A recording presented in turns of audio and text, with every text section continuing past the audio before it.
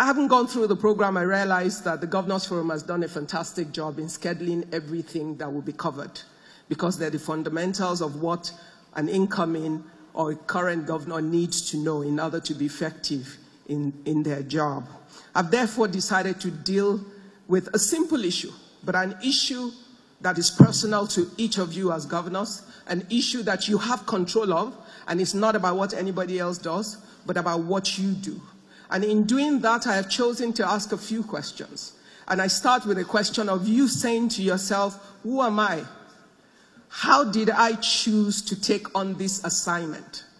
If you know who you are, and you've now decided to be the governor of the state by choice, because every candidate had to choose to do that, then you need to then ask yourself, where am I going?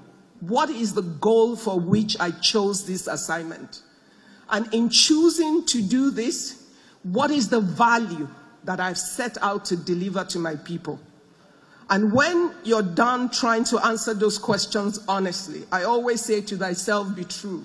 Because no matter what we say to other people, when it's just you and your mirror, you can look at yourself and be truthful to yourself.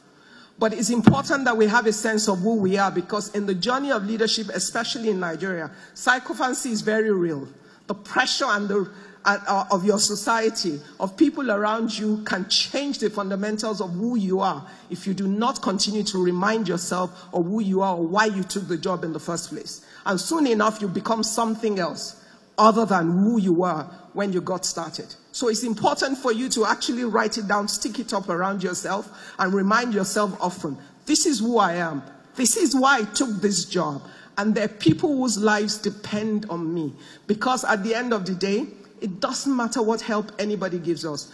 The federal government can have the most plans, the best, the greatest plans in the world. But the guys who touch my life and the life of every Nigerian every day are the governors of our states. I'm an Ibadan girl. That means my Oyo state governors are sitting there.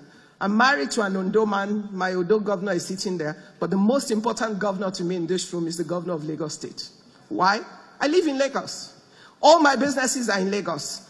My life is affected every minute and every second by what he does or what he does not do. And in reality, when we talk about the equity of trust, you can only get that trust from a people who trust what you do by how you affect and impact their lives every day. So what I am doing on behalf of my fellow citizens is that I'm pleading to say, now you have the power. Elections are over. Now you are in office. And you have the power of the state. You have the resources of the state. And get more, if you gain the trust of the people, they will pay more taxes. When you gain the trust of the people by performance and the things that you do, ultimately, you will benefit from it. Because when you see a great man do great things that affect your lives every day, when he becomes 70 or 80 or 90, he's done with the office. The position is over. He's no longer there. When you see him on the street, you will stop by to greet him. You will honor him. You will respect him. So my question to you is, how do you want your days to end? Because you're not at the end of your days, but if you have a vision of how you want it to end, you can walk back from where you are now to how you want it to be and structure the actions that you take daily in your state. Think of every action and how it will affect the lives of those people that don't necessarily have a voice. They have a vote, but they don't necessarily have a voice. And when you see children that are hungry, if they are from your state, you have failed them in some way. Yet you have the machinery and the capacity to help them. When you see people die from simple medical situations that they need not to, it means that as a state we have failed. But we have the capacity to help and to make things different. Now, you're not going to be able to solve all the problems. That's important. But the integrity of the heart of the leaders and your commitment to truly change the lives of your people is what will bring for you all the help that you need. Because when a man sets out to do the right thing and he shows good faith, every kind of help will come from everywhere. People will do things for you without being taken a dime, because they can see your commitment and the integrity of your heart. And therefore, for a nation to truly be great, the integrity of every man that is sitting at this table as a governor or a governor-elect is critical to to our nation building.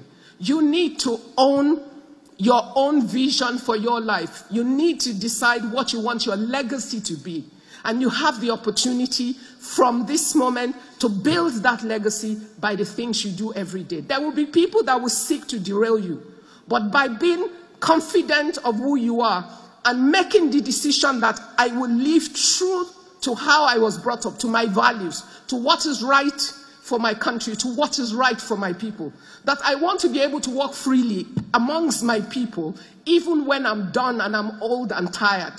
When you think with that determination, your actions will change things for people. You might not do everything. You will not do everything. Just choose roads, choose education, choose health. Make your contract clear with your state. Let them know how resources cannot cover all of this.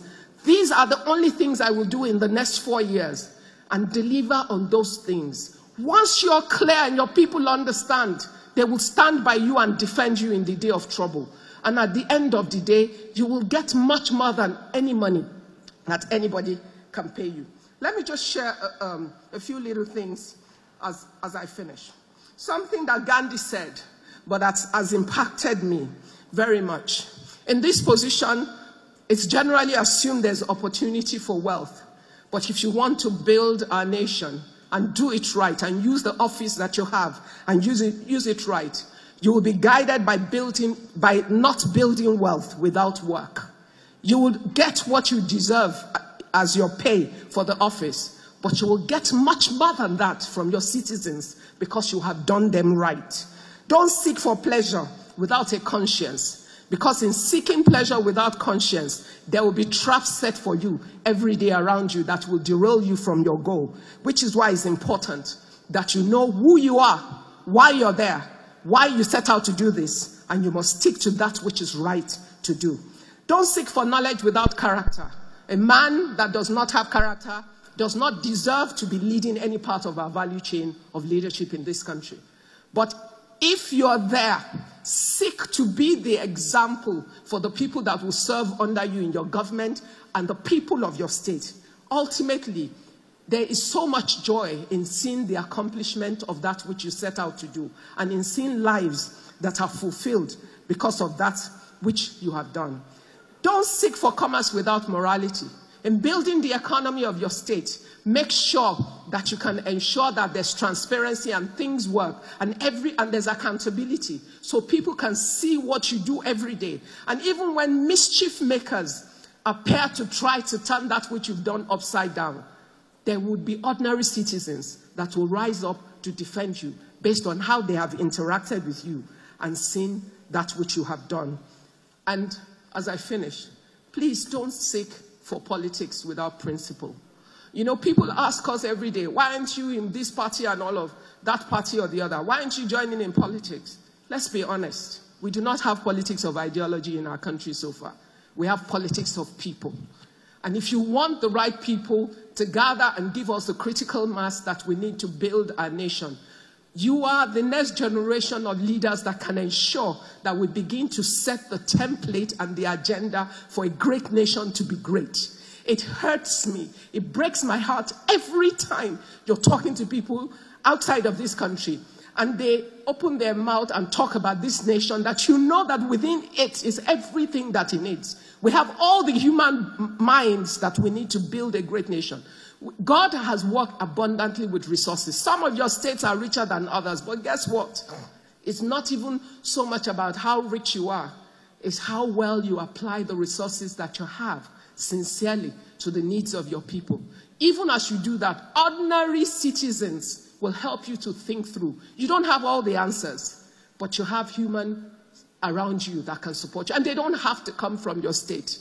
We all need Nigeria to work. It doesn't matter what state. For me to drive from Lagos to Ondo, I'm going to come across how many states. So I need every part of Nigeria to work. To fly to Abuja today, assuming I was driving, imagine how many states of Nigeria I will pass through to get here. Every state counts to every Nigerian. And it doesn't matter where we come from. If you need help, look for the Nigerian that can help you. We all want this country to work. And we're very hopeful that because you have this position and you have this power, and people have trusted you with it, that you will use it effectively to build a nation, the portion of it that is assigned to you, and that you will work collectively for the unity of this nation. Because a nation that is divided against itself, it can never stand. But in the place of unity, I'm a Christian. The Bible says God has commanded his blessings, which means every time we combine our knowledge, our wisdom, and all our resources together, we can build a great nation that the world will be afraid of. I want my nation to work. I want to be able to tell my children, this is why I'm saying to you, you must live in Nigeria and nowhere else. And I ask for your help, that as you do what you have sworn to do, or you will swear to do as you take office, that the Lord will help you to do it right, but that ultimately we will build a nation that we can all be proud of. Thank you.